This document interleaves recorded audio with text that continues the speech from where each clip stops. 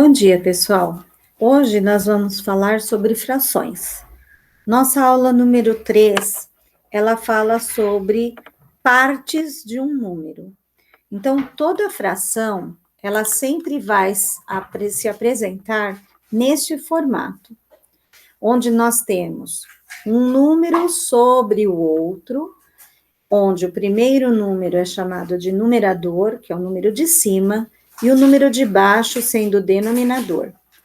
Este traço que representa a nossa fração, também ela pode ser chamada de razão ou divisão. Então, nós temos aqui. Toda fração é uma divisão. Então, esse tracinho, quando eu vejo um número nesse aspecto, nesse jeito, eu sempre vou constatar que é uma divisão. Então, 8 sobre 2, ou 8 meios, nós lemos dessa forma, e eu sei que é o 8 dividido por 2. Então, 8 dividido por 2, eu vou ter o número 4. Da mesma forma, eu coloquei um outro exemplo aqui, 5 sobre 2, ou 5 meios. Ele também pode ser escrito na forma de decimal. Neste caso, o número ele é inteiro, neste outro caso, o número é decimal. Outra forma de representar as nossas frações é através de figuras geométricas. Então, nós temos lá, na primeira figura, um quadradinho dividido ao meio.